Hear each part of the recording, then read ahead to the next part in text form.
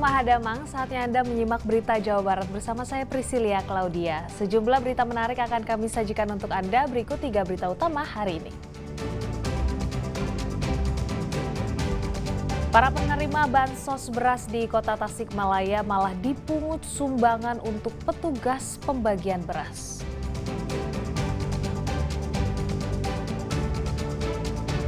Ketagihan judi online, seorang karyawan PDAM Kota Cirebon nekat menggelapkan dana perusahaan dan pelanggan senilai 3,7 miliar rupiah.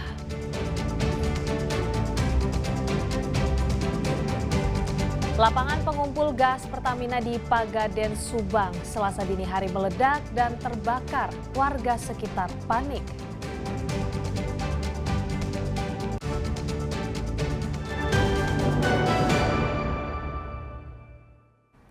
Banjir akibat hujan deras di kawasan Puncak Kabupaten Bogor kembali menelan korban jiwa. Kali ini seorang kakek tewas terbawa derasnya air di depan rumah saat akan mengungsi bersama anaknya.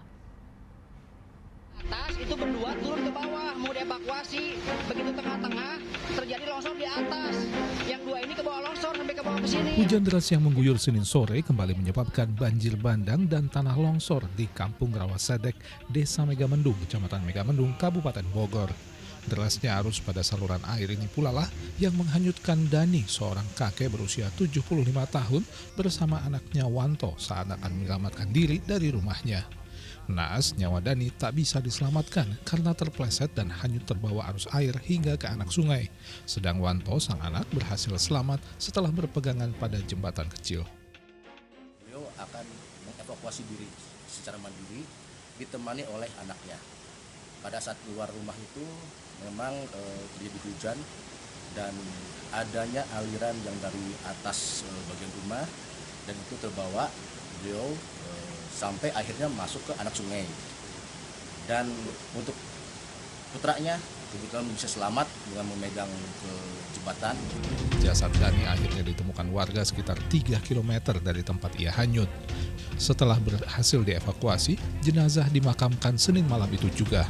Sedang Wanto, anaknya, dilarikan ke Rumah Sakit Ciawi untuk menyembuhkan luka-luka yang diderita.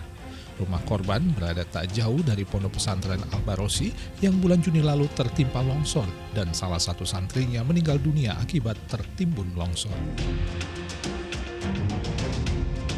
Asep Solihin melaporkan dari Kabupaten Bogor.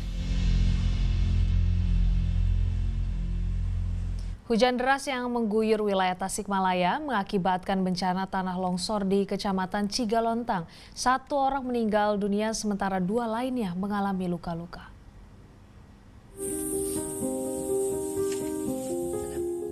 Isak tangis tak terbendung saat sang ayah melihat putri tercintanya dikebumikan. Putrinya yang masih berusia 9 tahun menjadi korban tewas akibat tertimbun material longsor tebing yang menimpa rumahnya. Hujan dengan intensitas tinggi yang mengguyur wilayah Kabupaten Tasikmalaya sejak Minggu sore mengakibatkan tebing setinggi 7 meter longsor. Peristiwa longsor terjadi di Kampung Ciburaleng, Desa Cidugalen, Kecamatan Cigalontang, Kabupaten Tasikmalaya. Material longsor menghantam 1 unit rumah warga, 1 orang penghuni rumah ditemukan meninggal dunia, sementara 2 orang lainnya mengalami luka-luka dan harus mendapatkan penanganan medis di rumah sakit. Sedang nonton TV sambil main HP, hujan lebat, sekonyong-konyong datang longsor, langsung menimpa rumah, mendorong material ke rumah, langsung tertimbun. Yang luka berapa orang Pak, kalau boleh tahu Pak? Yang luka 2. Yang luka teh yang paling gede 1, yang paling bungsu 1. Itu lukanya di dua-duanya di kepala. Kepala ketimpa material. Iya. Gitu. Ketimpa material. Untuk ibunya luka ringan? Luka ringan. Luka ringan. Tidak hanya di satu titik, tanah longsor juga dilaporkan terjadi di beberapa desa lain di wilayah Cigalontang, seperti Desa Sirna Putra, Lengkong Jaya, dan Puspa Mukti. Tim gabungan dari pemerintah, TNI Polri, dan relawan diterjunkan ke lokasi untuk membantu evakuasi dan penanganan bencana. Penanganan darurat masih berlangsung dan pendataan kerusakan terus dilakukan. Warga di sekitar daerah rawan longsor diimbau untuk siaga dan siap mengungsi jika hujan kembali turun.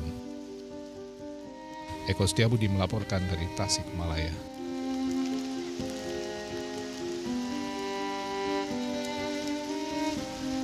Hujan deras yang mengguyur Kabupaten Garut menyebabkan tebing longsor dan memakan nyawa. Anak usia sekolah dasar meninggal karena rumahnya tertimpa longsoran. Gina Siti Fadilah, anak perempuan yang masih duduk di bangku sekolah dasar, menjadi korban bencana longsor di Desa Tanjung Jaya, Kecamatan Banjarwangi, Garut.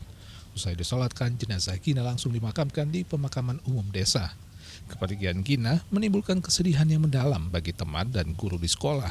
Ia dikenal sebagai siswa yang periang dan pintar. Pintar, rajin, gitu, rajin belajar, sopan, baik lagi. Nggak bersedih nggak? Rasa Kehilangan ya? percaya gitu. Alhamdulillah yang saya ketahui anak itu baik dengan rekannya, rukun gitu ya, santuy kalau di sekolahnya. Saya dengan anak-anak beserta guru-guru semua kesini mengadakan atau melakukan takziah dan sekaligus untuk mendoa mudah-mudahan almarhumah diterima di sisi Allah. Bencana longsor terjadi pada Minggu tengah malam. Diguyur hujan deras sejak sore, tebing setinggi 7 meter ambrol dan menimpa sebuah rumah. Akibatnya tembok rumah jebol dan menimpa seorang penghuni rumah. Warga yang langsung berdatangan sempat mencoba untuk menolong korban, namun nyawanya tidak dapat diselamatkan. Eko Setiabudi melaporkan dari Garut. Demi mendapatkan beras gratis dari pemerintah, ratusan emak-emak di Pantura, Subang rela berdesakan antre di kantor desa.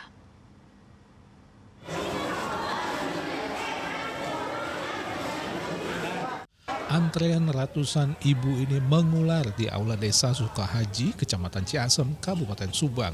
Antrean sudah terjadi sejak pagi hari. Mereka bahkan rela menunggu hingga berjam-jam demi mendapatkan bantuan beras seberat 20 kg.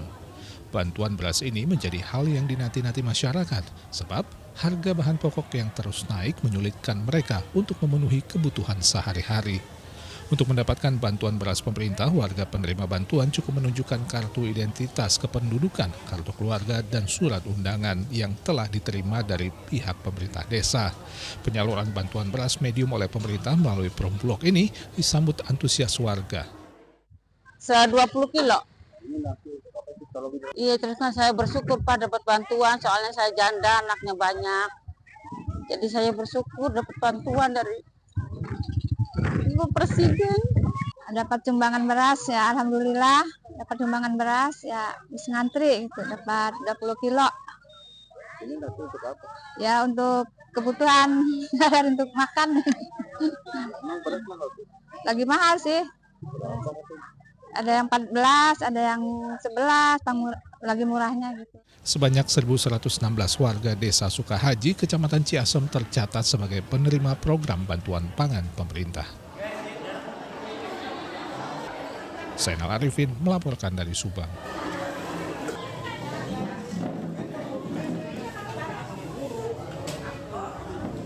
Distribusi bantuan sosial atau bansos berupa beras mulai dilakukan di setiap kantor kelurahan. Namun anehnya warga harus menyiapkan uang sumbangan untuk operasional pekerja.